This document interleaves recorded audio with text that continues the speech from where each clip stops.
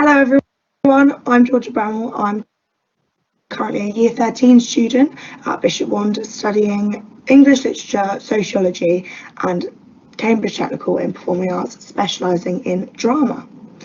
I knew instantly that staying at Bishop Wand the extra 2 years to study A-levels was right because I knew I would be fully supported by all members of staff at Bishop Wand. From the encouragement and care staff showed during my GCSEs, it was clear they wanted us to do our best and would help in any way through that process, which made me confident would carry on into A-levels. Not only does the sixth form allow me to excel academically, but also build my portfolio and advanced skills needed later in life, such as interview practice, CV writing, organising big-scale events, and even simply working better in a group environment. As part of my drama course, I had the opportunity to run and direct last year's school production. Of course, this was an essential part of my qualification. It also allowed the school community to come together over something that both staff and students were proud of. Alongside this, being part of the senior student team and getting involved with school charity days such as the immensely successful colour run we had last year, working closely with SLT and the lower school gives you the opportunity to be part of the student voice and allows you to increase those beneficial skills that you will use in your future. Bishop Wand also offers some amazing opportunities. I had the opportunity to travel to Vietnam last summer with a group of my peers and 2 members of staff, and this is something that I will always remember as part of my Bishop Wand journey. Many students also participate in the DofE Gold while staying at Bishop Wand, where they go to Buckingham Palace to receive this award. And there's also a large number of students that help Miss Ward in her reading scheme with the lower school. The sixth form has provided me with constant support and encouragement, especially during the UCAS application for my future and all my auditions. I was grateful to receive an unconditional offer from Kent University, which is where I'll be studying drama and theatre in September. I have no doubt that joining Bishop Wand or staying at Bishop Wand will help you achieve the best you possibly can while having great fun with peers and crafting relationships and memories that you will always remember. Thank you very much. Enjoy your day and have fun.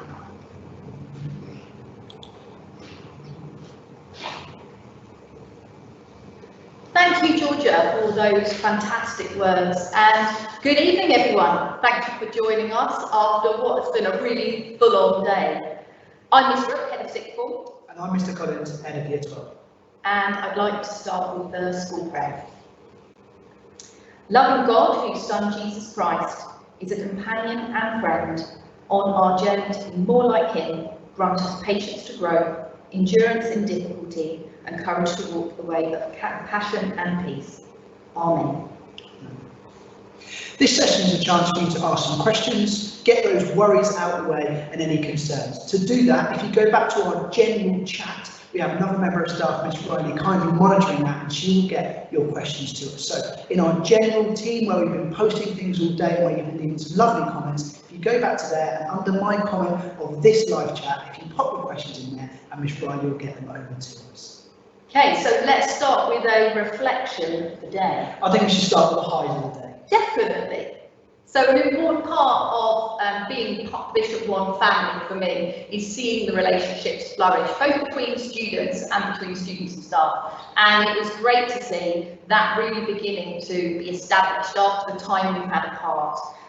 For some of you, a little bit too much, but overall, it was great to see those relationships beginning. So for me, it's been the online learning and the interaction that I saw today from some of those live lessons that we had. It was absolutely excellent. We had some great questions, really intriguing ones posed to our members of staff, which is great to see so early on. Definitely. What about the lows? Well, the lows is the sound issue at the start of the day, miss, for me. I don't think anyone noticed. It was actually, no one noticed. Pretty seamless, no comments being made or anything like that. How about yourself? For me, I actually did quite enjoy the low of the Kahoot quiz, where students actually really got involved with answering and competing to win a quiz where there was actually no questions and no answers. But we got there in the end, so thank you for your persistence with that. So, probably should go on something a little bit more serious now. So, you're probably wondering what's going to happen next.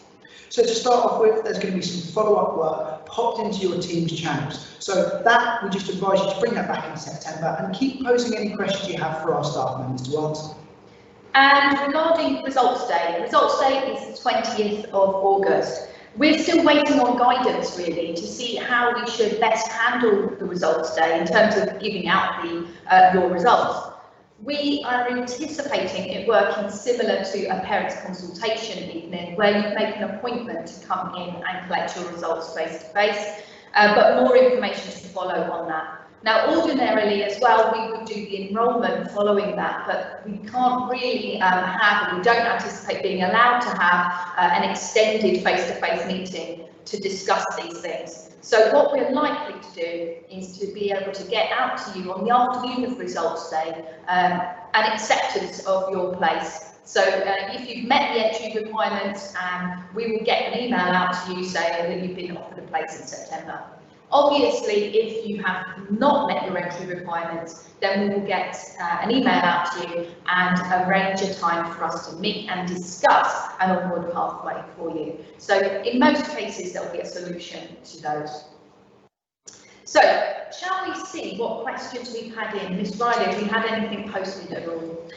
Yes, a question for you, Miss Rook. What happens if I want to change my options? Right, well, it is possible to change your options at this point. It's actually better for us to look at it now rather than wait until August. So if after this day you've tried out some of your lessons and you're concerned about your choices, do get in touch because it's easier to kind of discuss that with you earlier.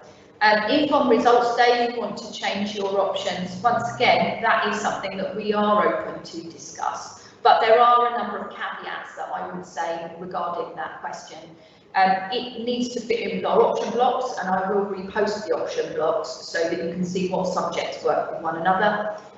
It would obviously still require you to meet the entry requirements of any new subject that you have chosen. And also a big factor for us is the numbers of people already on that course, because obviously we can only post a maximum amount of students in the classroom. So there are three really important factors. The other factor I would also add in is that we would want to make sure that your new combination of courses does work together and is helping you get to where you want to go. So we don't want people just kind of like jumping from the frying pan into the fire just because they feel that this subject's all of a sudden not right. We want it to be a well thought through decision and one that's going to likely pay off because you're going to get the grades needed. So yes, it is possible, but done with consideration. Mr. Collins, what onward pathways do students pursue? So we have students going to top universities, we have Cambridge, we have them also going off to study apprenticeships elsewhere. So we have some fantastic pathways at Bishop One where students go to. Ms. Rook, is there going to be any flexibility in entry requirements? I was thinking that this question might come up because obviously with the way that the exam grades are being generated this year, it has created, I think, a bit of anxiety for people regarding the entry requirements. Now, in the interest of fairness and also transparency, we do anticipate that we're going to stick quite rigidly to those entry requirements. Alongside the option blocks I was talking about earlier, I will repost the entry requirements for you, but they were all in your offer letters that you would have received by email. So please do go back to those if you are unsure. You'll remember in some entry requirements there is a split grade, for example 4/5, but the 4 is asterisk, and I would encourage you to have a look at what that asterisk actually means. It means that it's exceptional circumstances and at the discretion of the head of department. So if it was 4/5, for example, 5 is what we would go for the entry requirement, and if you get to 5 or higher, obviously you've got your place on that course. If you've got the lower of the entry requirements, it will be open to discussion with that head of department. And obviously, sadly, if you're an external student, then that lower entry requirement doesn't apply, because obviously we have got historical knowledge of you to help us make a sound decision with regards to that. But as I said, in the interest of fairness and transparency, we are going to stick to the entry requirements. Mr. Collins, what opportunities are there to be involved in the wider school? Oh, it's fantastic thinking that people want to still be involved in their wider school and looking down to the lower school as well. So we have some great opportunities. We have student ambassadors. We have part of our house systems who become deputy heads of houses. We're looking towards helping the lower school in terms of our reading programme, or starting up and helping with extracurricular clubs. So there is a massive opportunity to be involved in our wider curriculum here at Bishop Wand. And Mr. Collins, how much time is spent in lesson and how much time is study periods? Okay, so we have 9 hours of A-levels per A-level, so 9 hours of talk time with your member of staff in front of you. You have 1 extracurricular time which we're looking at enrichment per week, and then you have 9 study periods as well. So we want these to be independent learning sessions for you to have a chance to go away and make sure we're catching up on that work, doing that wider reading, having an opportunity to cement that knowledge that we've embedded within the lessons. If you're part of the ACE programme, however, these will be considerably reduced because of your time training and match days. And last question that's come through, how does form time work in year 12? So form time in year 12 is different to the lower school, insofar as in the lower school we follow the house system. In sixth form, you are regrouped. Everyone's put back into the melting pot, and we divide you into forms according to your subject group. So you will be alongside those people who have similar interests, similar subjects to you, and that helps you to be able to share ideas, to be able to think about your onward pathways, which might have some overlap. We are putting year 12s with only year 12s this year and year 13s with only year 13s. And in terms of the form programme, you are expected to be in at 8:35 in the morning. Sorry about that. And you have one assembly a week in sixth form.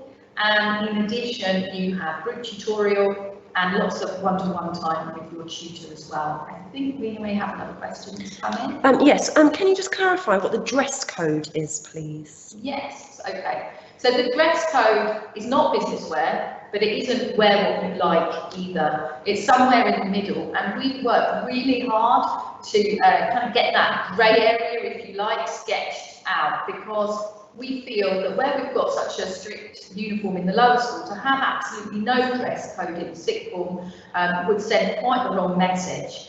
We feel that students that come work ready and dressed reasonably well presented and smart means that they're ready to learn. And we also notice that that students who are smarter obviously come here serious and well prepared. Now, when I say smarter, all I mean essentially is no jeans, no trainers, no hoodies and sweatshirts. The dress code is in the sixth form handbook, which is in its draft form. It's a PDF document that I've placed this evening into the files section on Teams. Is there any more questions? Yes, there's another. Will we get books, or will we need to buy folders? So absolutely. This will come from your subject teachers. So I know for a fact in geography, when I was listening to Miss Leland's live lesson, they'd like to buy 2 folders. So if you get yourself prepared, any books or reading material, anything like that, we will have in school for you. But if you wanted to purchase those at home to be able to do your notes or look through things that way, you will be able to access that. However, all of that information will be given to you by your subject leads when you get here in September. Anything else to add to this? No, just that some, as you said, some subjects prefer to work in an exercise book and some prefer folders. It really is down to those individual subject areas. Are there certain circumstances where you are permitted to come to school late? We do have such a thing as a late pass, but it's usually a privilege that is more given to year 13s. Year 12s have had late passes in the past, but that is something that comes after a period of time when they've proved themselves. We've got great kind of reports under our belt to see that they really are taking the leap from GCSE to A level, which is a big one. really well, that they're managing their time and they are actually going to benefit from the additional time at home rather than just, and it's just to have a lie-in every other day or whatever it might be. So we think because we are associated with the school, we've got a shorter school day anyway. If you were to go to college, for example, your day would be a lot longer, their lectures start a lot longer, but our day, because we're associated with the school, is condensed. And so to start at 8:35 and to finish potentially at lunchtime is really, we think, more than reasonable as a working day. So there are late passes, and there will be late passes again, but it will be associated to those students by way of a well done for settling to the sixth form studies. Is that everything? That seems to be all the questions for now. Now, if you do think of any other questions over the course of the evening that occurs to you that you haven't kind of had answered, we will be still monitoring the induction chat. So please don't kind of go, oh, that's it, I've missed my opportunity. Either put it in the group chat and we'll monitor that, or indeed, you've all got Mr. Collins or my email address. Do get in touch. Just as it would be in school, I have an open door policy. People can come and talk, ask questions. You're going to get the most out of your sixth form experience if you ask questions and are fully involved. So, that is everything. I think that is everything, Miss. That is good night from me and Good night from me. thank you very much.